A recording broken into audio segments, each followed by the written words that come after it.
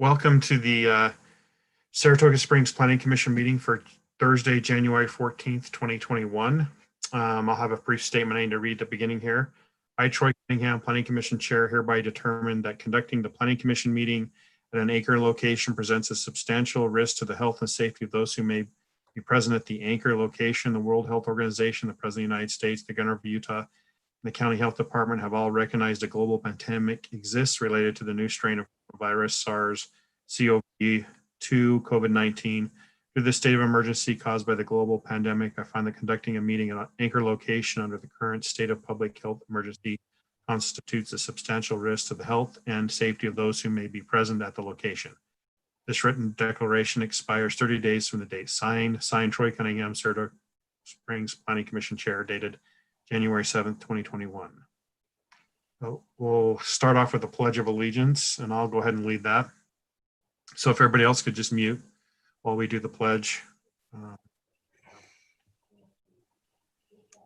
I pledge allegiance to the flag of the United States of America and to the republic for which it stands, one nation under God, indivisible, with liberty and justice for all.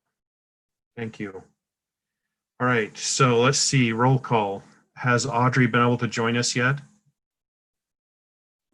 She's still working on it. She's trying from her phone. Okay. So I believe Audrey will probably join us a little bit later, but we decided to start now. Other than that, I believe we have all the commissioners available, and then city staff that are also in attendance. The first item that we have is election of a chair and vice chair for a 2-year term. So I will go ahead and open up the floor for nominations for chair to start with.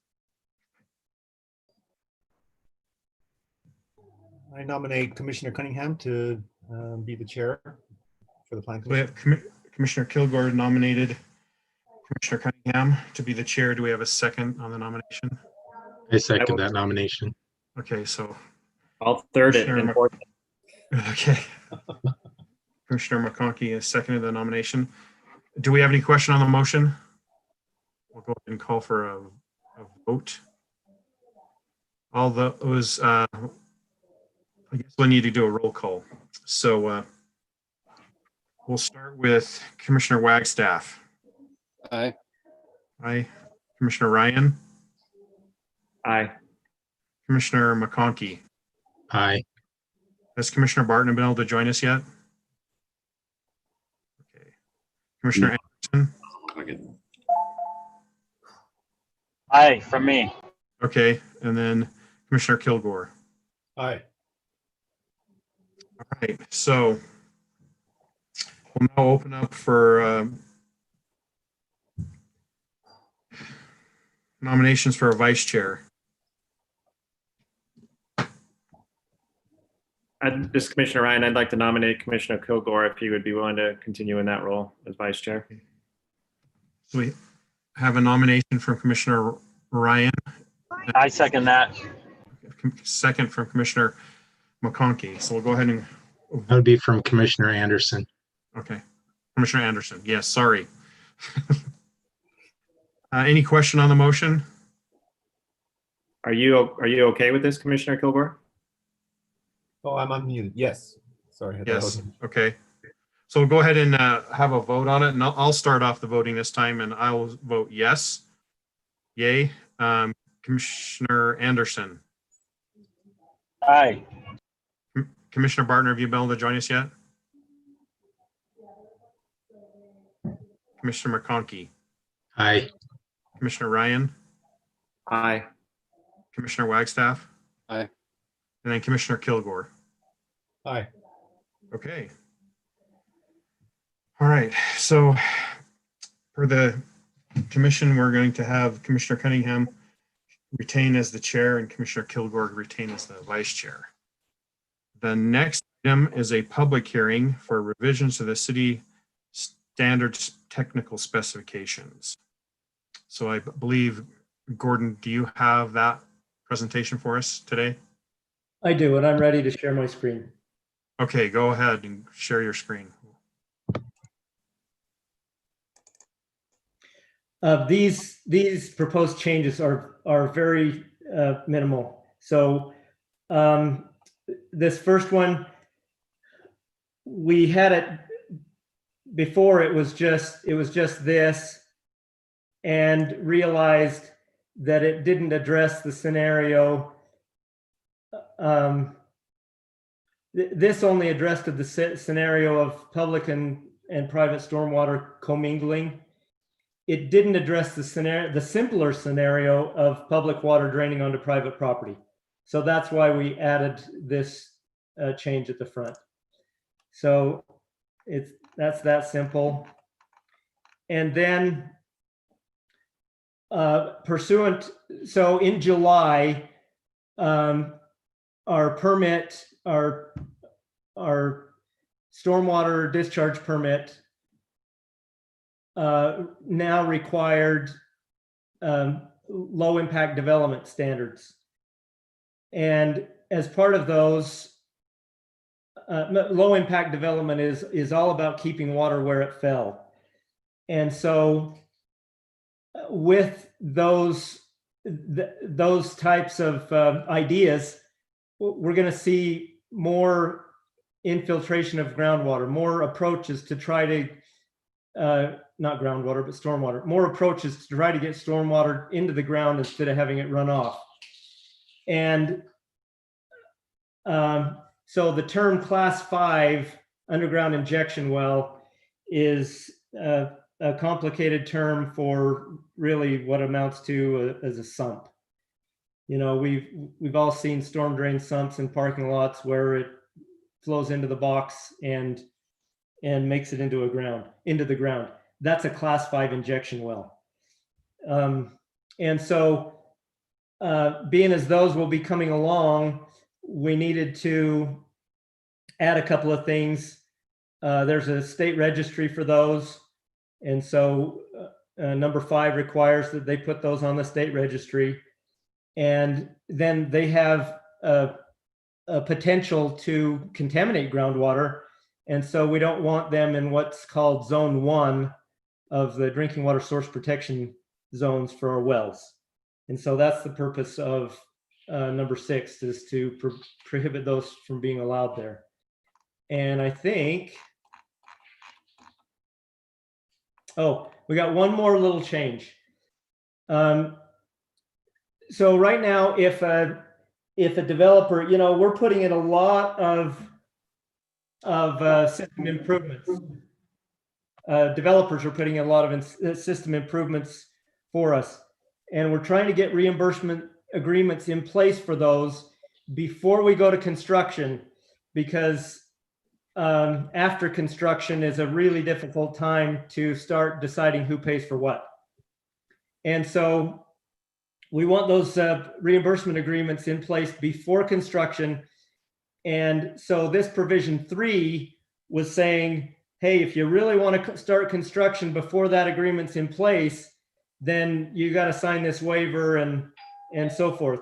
Well, our requirement said it needed to be recorded, which was not appropriate. And so we're just pulling that requirement out. That's all. And so those are the 3 changes. I'll entertain any questions.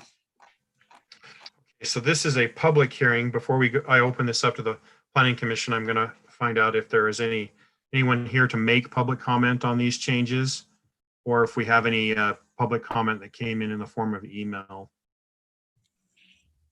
There's nobody else on the meeting other than those in attendance, but Nikki can answer if we have anybody who emailed in. I did not receive anything. Planning Director Stroud, did you receive anything emailed? I did not. And then Gordon, did you receive any email from the? I have not. Okay. So I'm going to go ahead and close the public comment for this, and then I'll turn this over to the Planning Commission for any questions that they may have.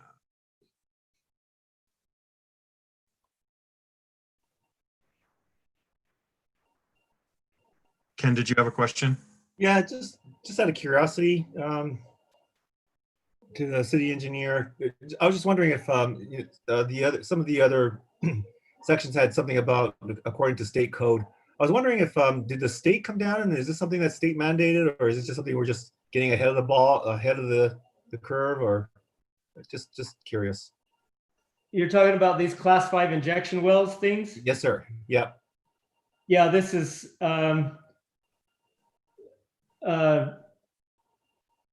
it's part of the state code. Yeah, Okay. we have So we're to. just aligning to it.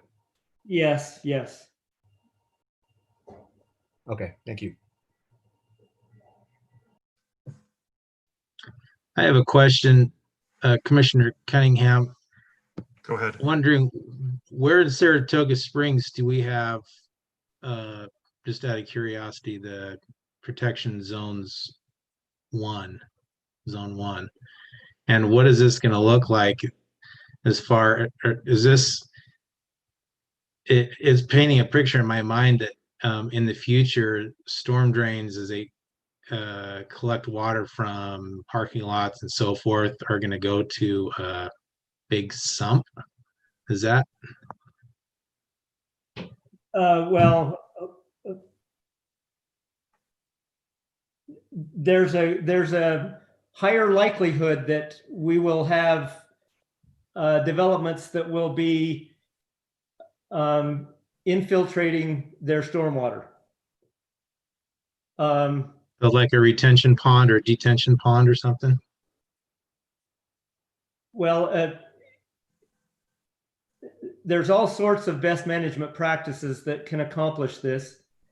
But the simplest example would be a sump where you have an inlet that goes into a manhole that has perforations in it with gravel packed around it, and then the water dissipates into the ground. You know, that's the old classic class 5 injection well. And with the new standards coming out from the state that we were required to comply with beginning July 1, we're going to see, or I should say developers are required, and we're required to require the developers. We're going to see more of these sorts of things. And to answer your question about drinking water source protection zones, they are only near our drinking water wells. And the protection zone is not very large. So the odds of actually having someone want to do this in a drinking water source protection zone 1 is really low. Okay. So are we looking at, as we look to the future and we're looking at developments, commercial and residential, are we potentially looking at on-site retention for each lot? Well, so it so happens that we've got the same standard up here. They're required to retain, if it's feasible, the 80th percentile rain event, which in everyday terms means about the first 4/10 of an inch. So they're required to keep on site the first 4/10 of an inch if it's feasible. And so we will see all sorts of ways of them trying to accomplish that. Interesting. Okay. Thank you. Sure. Do we have any other questions or comments from commission? I wanted to ask one more thing. So that paragraph that you showed, it says redevelopment projects. So this is just specific to redevelopment, or is this for everybody? I mean, for all projects? This just happens to be the last paragraph. Okay. It applies to all development. You just happen to be seeing the last paragraph that says, oh yeah, it applies to redevelopment too. Okay. I didn't read any of the black letter. I only read the red, so I had no idea. And like I say, this is just this LID requirement came from the EPA, which the state of Utah decided to manage their own stormwater program, and so the requirement came from the state of Utah. And so now it's on the city to carry out. Thank you. Okay, any other comments from the commissioners or questions for our city engineer? Hey, thanks again, Gordon, for explaining what the class 5 underground injection well was. I was somewhat not sure what that was. I'm glad you gave a good explanation. So I'll go ahead now and entertain a motion.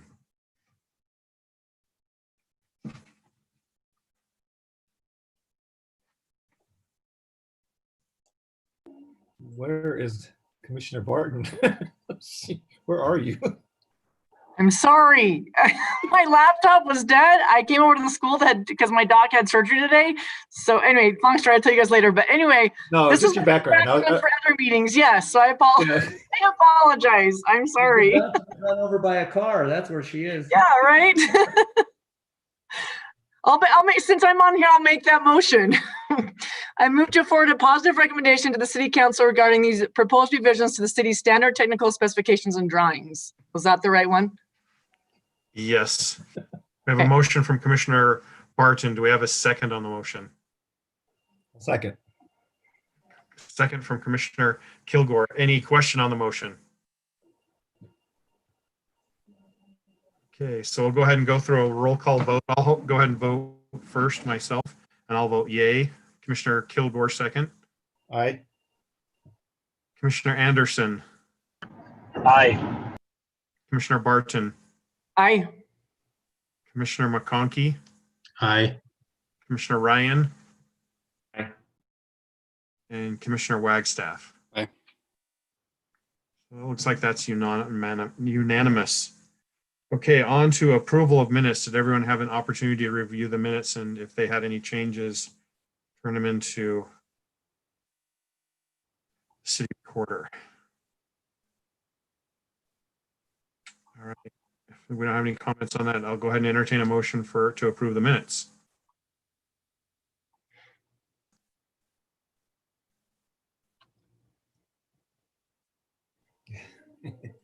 I move to approve the Planning Commission minutes from December 10th, 2020. I'll second it. From Commissioner Kilgore and a second from Commissioner Barton. Any question on the motion? Okay, I'll start with Commissioner Ryan. Aye. Commissioner Anderson. Aye. Commissioner Wagstaff. Aye. There we go. Commissioner McConkey. Aye. Commissioner Barton. Aye. Commissioner Kilgore. Aye. And then Commissioner Cunningham, aye. Okay, so that is approved. Do we have any commission comments? So did I miss the election of the chair and vice chair? Yes. Oh, dang it. You're both, Audrey. Oh no, that would never happen, I'm sure. So I'm assuming it's Troy and Ken again, right? Yes. Awesome, congratulations. I would have voted in favor no matter what. So can we put that on the minutes? I'm sure we can. We got preceded there for a minute, so you're lucky you missed it because it was really acrimonious and No, partisan. I'm sure. I wanted to be here for that. Anyway, congratulations, you guys. You do a great job. Thank you for all you do for that. So Thank you. Director's report. Not a whole lot. Just hope everyone had a great holiday. Back in the swing of things now with Planning Commission. Okay. Start my video here. There we go. So hope everyone had a good time over that, and people are recovering from various various issues. You, Troy. Yes. And Thank so, you. You know, agendas have been a little light, but don't make that think that nothing's happening. You know, if you recall, we do a lot of approvals now through staff, especially if they're within community plans. And so a lot of those things, the plats, the site plans, those actually just come through staff. So we're still doing our our full speed on development. When we did the year-end retreat, The application numbers compared to the year before, I want to say we're just a little bit higher actually this year than last year, 2020 versus 2019. And so we're kind of right on par for what we've done the last 2 or 3 years as far as application numbers that would come in. Got activity going on, a community plan just south of Costco. It'll actually be the Costco Village Plan 2. It's being called the Village. So hopefully you'll see that one shortly. The Finlayson property, if you recall, it was rezoned to community commercial not long ago when Nora was here. That actually just found out today has been sold. We have been working with the developer on a concept plan on that property. And so it looks like they're trying to get some things going on that one. And so we've got plenty of things in the works. Again, you may not see them all unless it's through the community plan and village plan, but we are still moving forward. I do also have at some point, I'm going to get some training lined up. I've got to work some things through Laura with that, but we'll do some online training that's required by the state. And so we'll get hopefully going on that in the next month or two for everybody. Our planner one, as you know, is out on maternity leave. And so we're passing off those applications that typically go to the planner one. We're now passing those off to all of us. We're just kind of, you know, in line for who gets what as it comes in. And so I think we're doing okay with that. And we're just pressing forward. Okay, thanks for that Awesome. report. I'm guessing we don't have a need to go into a closed session, so we'll just move on from that. Yeah, no need from my side here. Okay. And I believe that the next meeting is going to be on the 28th, right, of January? Yes, January 28th. Okay, then I will go ahead and adjourn this meeting, and we'll reconvene on the 20th of January. Thanks everyone for attending. Okay, thank you. Thank you. Nice Thank to you. meet